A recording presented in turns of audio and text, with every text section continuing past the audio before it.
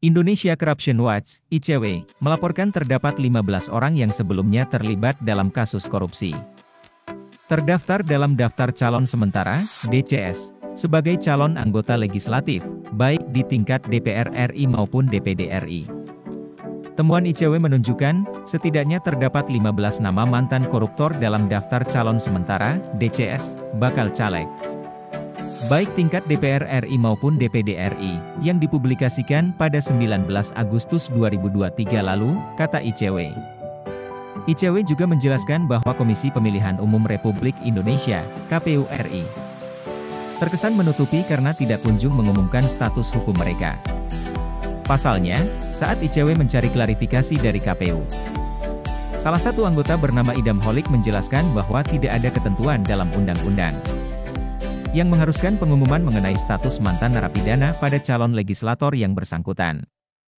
ICW menilai pernyataan yang diungkapkan oleh Idam Holik tidak sejalan dengan komitmen yang pernah diucapkan oleh Ketua KPU RI, Hasyim Asyari.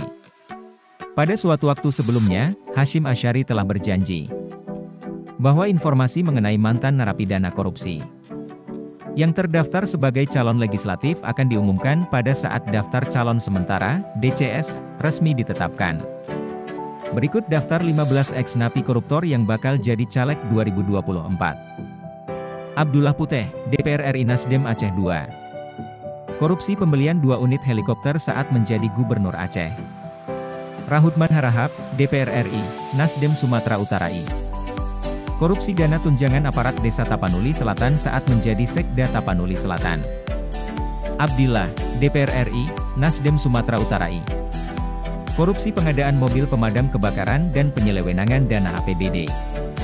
Susno Duaji, DPR RI, PKB Sumatera Selatan II. Korupsi pengamanan Pilkada Jawa Barat 2009. Dan korupsi penanganan PT Salmah Arwana Lestari.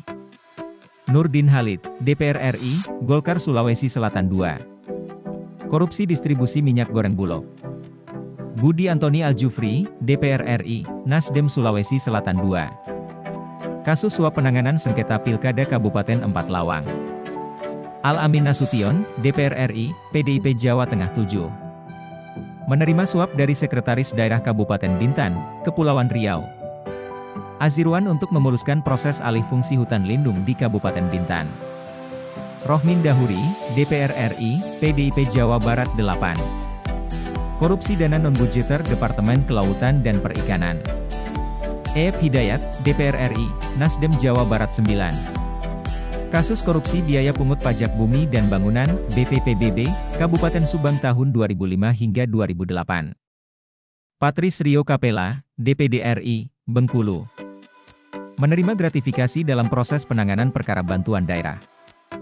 Tunggakan dana bagi hasil, dan penyertaan modal sejumlah BUMT disumut oleh Kejaksaan.